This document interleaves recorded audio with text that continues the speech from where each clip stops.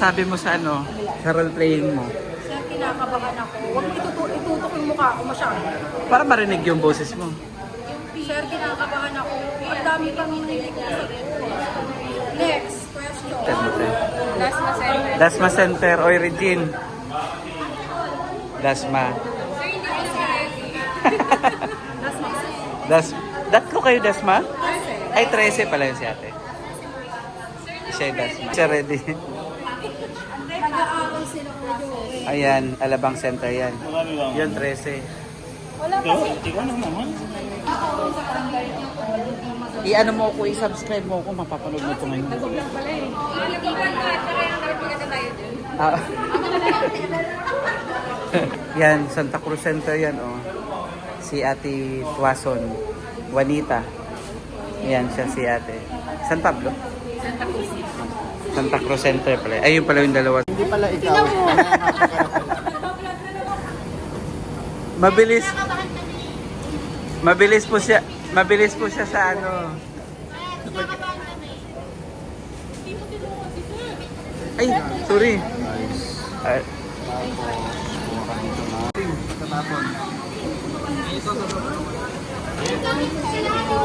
Dikito. Dikito. eto na. Ikaw pala yan, girl. Chiquitita, chiquitita. Dikito. Esguera, Lilibet. Ay, siya yun. Siya yan. Pag si Lilibet, Isgira. Joyce Ann Ferrer. Grabe ka naman. Ferrer. Yes, sir. Ayan. Patapon daw sa kanal. Ah, Ferrer, si Angelica Mendoza. Mendoza. Mendoza. Nag-roll play ba siya? Wala dito. Tantaranan. Ano ba yun? Mendoza. Siya po si Miss Mendoza. Sangi. Sangi. Divina, smile. Grande. Ano ba ba mag-smile? Michelle! Michelle! Ay, baka Wala, nag-roll play. Yata, sir. Tuwaso na lang. Tuwason. O, mukhang pinaghahandaan ni Ate Juanita. Okay. Wala si Grande, nag-roll play. Ha? Sino? Nakakuha ka? Hindi ka daw kasama? Sino po yung bagong dating? Pasuyo po pa perma. Sila pala yung mga bago. Kami po yung bago. Mga taga Las Piñas to. Las Piñas Center. Pero center mo? Kalamba. Second sa pangalawang page. Yan. Siya po yung contender ng Kalamba. Ito sa Las Piñas. Pero anong center mo? Ay, tanda lang sa office po eh. Ah? Oo nga pala, no.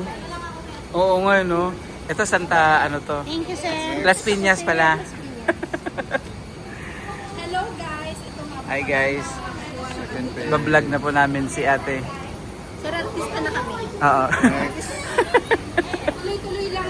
Te, anong center mo, te? Tondo? Hindi. Santa Rosa ata. Santa Rosa ka. Kalamba. Silang dalawa yung ano. Dahil dyan, nagpirma ka. Meron kang isang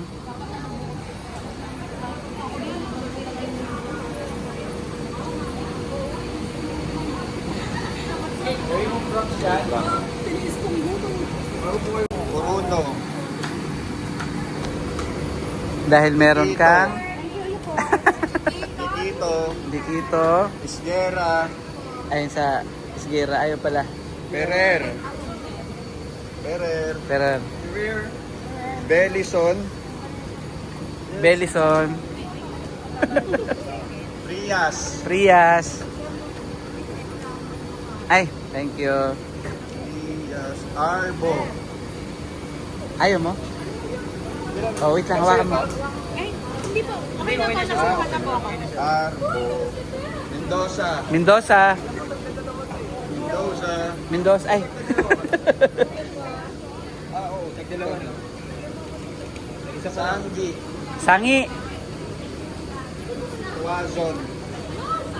Tuwason. Dahil magaling ka, meron kang makdo. Tapos na? Tido mo, te. Maraming salamat, sir. Hindi ako magpapakita. Ay! Hala, baka hindi ka napakainin namin. Joke lang. Meron. Pwede ko ba malaman ng iyong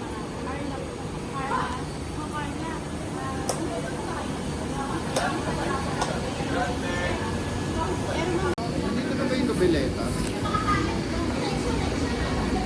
Ayan ko, suki namin to si Kuya, oh. Ano masasabi mo? Pandikuko. Sorry. Ano masasabi mo sa tinapay? Wow, ang sarap ng tinapay ni Kuya yan. Dito lang yan matatagpuan si Kuya sa may Putatan, Muntinlupa. Lahat ng mga gustong bumili ng tinapay dyan, mainit po ito. Gusto ko sanang bumili kaso may pagkain kami. Ano na yan? Oo Hindi nga. bumili? Ano masasabi mo sa tinapay mong binili? Ay, masarap sir, kaya inuulit-ulit namin. Oo nga eh. Yan si Kuya. Kuya, taga saan ka Kuya? Hindi na pahihindihan. Alabang po, 7A. Ah, taga-Alabang lang si Kuya. 7A. Kapitbahay mo pala. Hindi ko siya kapitbahay. Taga-kurong ulo ko. Oo nga, taga-Purok Uno pala si Kuya. Ito, Ilan ito? ay dalawa niyan, dalawa. Tia Aison, ikaw? Ayun na. Ayan, 20 pesos. Actually guys, 3 peraso, 20 no Kuya? Yan Kuya, magkano? Ito yung may asukal. 12 po dyan. Yan, 12. Bilhan nyo si Kuya dito ha. Dito lang yan, nagala si Kuya sa aming opisina. Kuya, pwede daw makahingi ng isang plastic. Visit tayo. Uy, hiningan mo, bayaran mo yung plastic ni Kuya. Bayaran mo yung plastic ni Kuya. Thank you, boss. Ayan, si Kuya. Suki namin yan. Balik ka dito Kuya lagi. Para maubos yung paninda mo. Thank you Kuya. Ingat.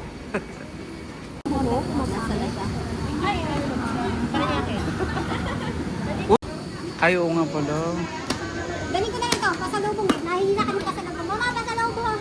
Alam mo naman sa tabukoy ko. Kaso hindi pa ako nagtanghalian. Eh. Sige. Alam niyo po guys, siya po ay nangihingi ng pasalubong. Hindi ko po alam kung bakit siya nangihingi.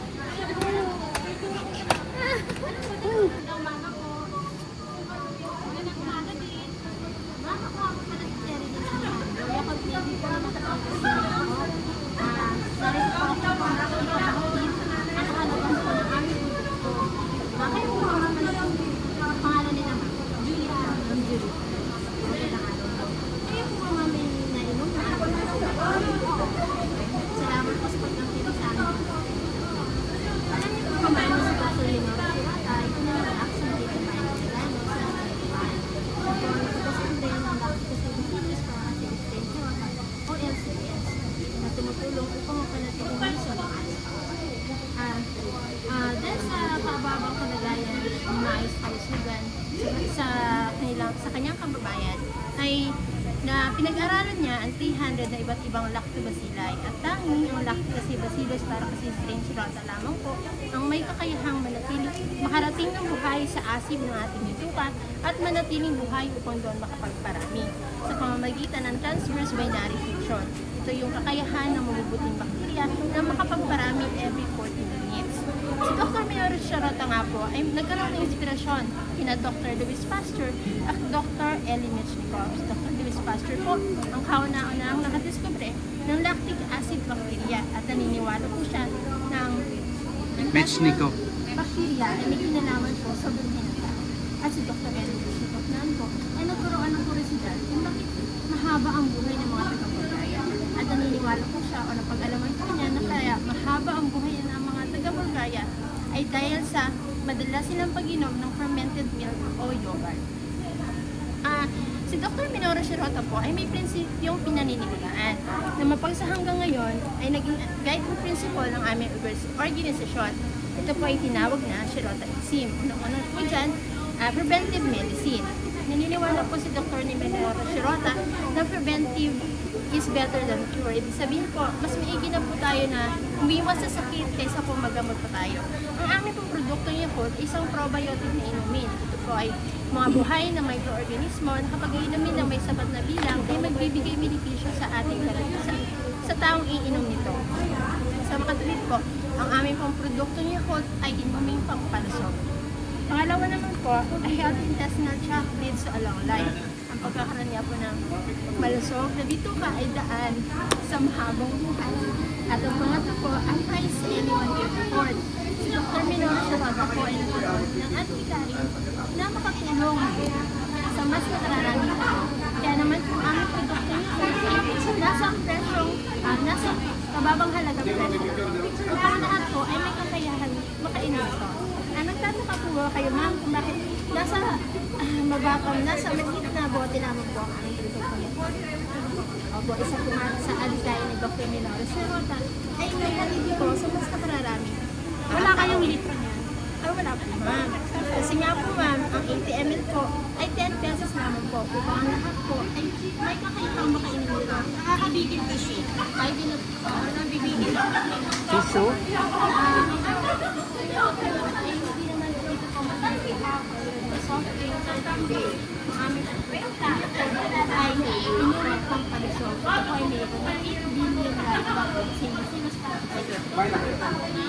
Ito pong bilang nito ay sapat na sa pangangailangan sa araw-araw na pangangailangan ng mga bakterya para manatiling balanse ang ating mas marami dito po ito.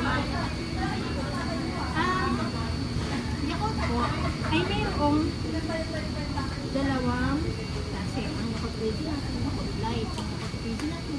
At ang Yakult Light ay may mga ingredients na 8 billion live lactic acid bacillus para kasi Serrota, skim milk, water, essence, glucose. At ang pagkakaiba po yung syrup na ginamit. Sa Yakult Original po ay sucrose at ang sa Yakult Light naman po ay sucralose, fructose at cornstarch. Light yan, pero ang dami naman po ginamit na syrup. Opo. Ang syrup po na ginamit ito ay ang sucrose po ay refined po ng sucralose. Ang fructose naman po ay fruit sugar. Opo, refined sugar. Baliktad mo sucrose ang sabi mo. Sucralose. Ang sucralose po ay refined po ng sucrose. Ang fructose naman po ay fruit sugar or base po sa fruit syrup. At ang polydextrose naman po ay yung tinatawag na stevia. Opo. Dito na po tayo ma'am sa mga benepisyong pangkalusugan na maaari niyo pong makuha sa pag-inom ng Yakult. Number 1 po, helps maintain the balance of intestinal flora. Ano yung intestinal flora? Ang intestinal flora po ma'am ay binubuo ng 100 trilyong mabubuting bakterya at masasamang bakterya na naninirahan sa ating lupa. At ang balance intestinal flora naman po ay kung dapat po ay mas marami yung mabubuting bakterya kaysa masasamang bakterya para po makaiwas tayo sa pagkakasakit katulad ng diarrhea at constipation. Pangalawa naman ma'am, helps in normalizing peristaltic movement of our intestine. Tumutulong po, ang mabilis, ay hindi. Ito na, wala Diba na ako sa- nakakaano Oo. pang ano, pang English? Pag-English, helps in normalizing the peristaltic movement of our Diba sabi ko? ang maayos sa paggalaw ng bituka ay tumutulong upang lubos na natin mapakinabangan ng sustansya mula sa ating kinain at maayos naman po may labas ng dumi mula sa ating kinain. Sa ibang maning-mani. Kayo po ba na siyempre naman pumupupo tayo ng dumudumi na ako, minsan po ba tataka kayo, tinitingnan niyo po kung ano Oo, yung lagi tsura? ko tinitingnan. So, kailangan po ma'am, ang ating pupo ay banana-like, nakalutang, at may kabinawaan po pag natabas o pagtabas po ng ating pupo. Ibig sabihin lamang po ay na-absorb na inyong katawan ang lahat ng sustansya mula sa inyong kinain. At maayos naman po malabas ang dumi mula sa inyong kinain. At ang pangatlo naman po, helps prevent diarrhea and constipation.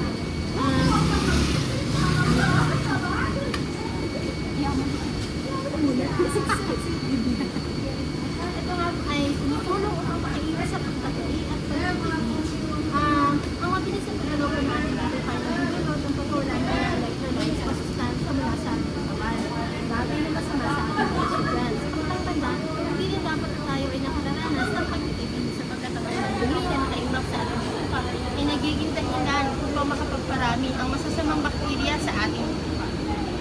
Pang-apat naman po, probiotic helps in the proper digestion of food and absorption of nutrients. Ito po ay tumutulong po ito sa ang maayos na pagtunaw ng pagkain ay tumutulong upang lubos natin mapinabangan ng sustansya mula sa ating kinain at mainatid ito sa iba't ibang bahagi ng ating katawan. Panglima naman ma'am, probiotics helps strengthen our immune system. Tumutulong po ito upang palakasin ang ating katawan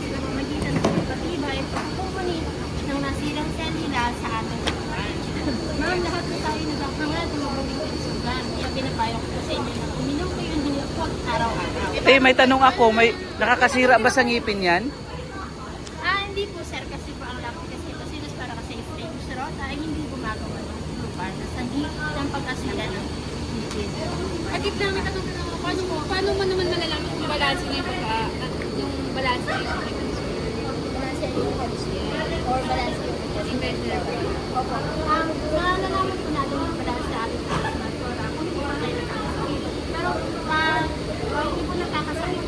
Hindi po tayo nakakasakit. Wag na ano niyo na po ba ang inyong kukumag na titignan niyo po ba yung yes. dumi na lang, dumi. Kailangan po kasi ito ay banananay, nakalimutan na rin natin na magiging tuwangan kung tapos po natin. Eh bakit sa gym ko? Bakit sila ang kukuminom na yung taro? Kailangan nyo po uminom na niya kung araw-araw kung pangapanatiling balanse ang ating bigas natin para at magiging sigurado po tayo na hindi po tayo tulad ng diarrhea at dysentery. Paano yan yung kasamahan ko nakabili na expired? Tapos nainom niyo po ba, ma'am? Nainom niya. Ay, ano po nangyari, ma'am?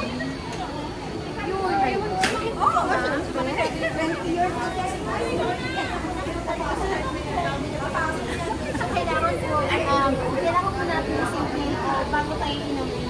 Yung mga pagkain natin o yung pagkain natin nakakainin yung experience natin. Kasi isa po yan sa mahalaga. Kailangan. Okay na po, wala na po. Meron ko lang po kayo tinatagaran. Buntis kasi ako. Pwede ba sa akin siya? Oo naman. Kasi ang aming pong produkto ay walang sangkap na nagsasama. So, mga may dadala po. Manalo na yan, sir. Eh, paano yung Magaling talaga to si ate, buntis sa ano. 6 na buwan, pwede ba akong Ang aming pong produkto ay walang sangkap na nagsasama. Sa dadala po. Nakakatulong nga po ito upang labas niyo pong kinabahan na nasa iyon sa ganung paraan, mas maayos mo madibigyan kung sa goals sa inyong sinapunan. Pero kung meron naman po kayo ibang medical condition, ay hindi ko pa nagbibigay sa konsulta sa inyong OB-GYN. Oo. Ang dami namin tanong sa kanya, sir, ano? Eh, paano yun yung baby ko 3 months old pa lang? Pwede na ba siya kuminom ng yakult? Yes po, ma'am. 3 months old pa lang. 3 months, wait po, 3 months old. Okay, hindi pa po pwede. Pero Pwede, painumin mo ng isang buo. 3 months old pa lang. Joke lang po. Kasi kailangan po, kumakain na po siya ng mga soft food. So, 3 months na po. Ah, Ayun na po si Ma'am. Salamat po. ang galing, no? Nandyan si sir. Ayan guys, no, nagkaroon siya ng katagpuang kaibigan. Ayun po yung dati niyang kaibigan. Yes. Yan. Ilang years na po kayo magkaibigan? Matagal na. 10 years na, no? 10 years. Diba? O, kita niyo naman. Mag-11 na. Magkabatch nga kayo. Sa September 9, 11. Oh. Sir Charles Ayan, ayan po siya. sila nag-judge ng Susan sa kanila. Ayan po, mga iba-ibang lugar po yan. Ito, Santa Rosa Center. Yan yung coordinator namin. Ito yung dalawa, San Pablo yan. Ito, Santa Cruz Center. Tapos na kayo? Wow, galing naman. Ayan sila. Good luck sa inyo.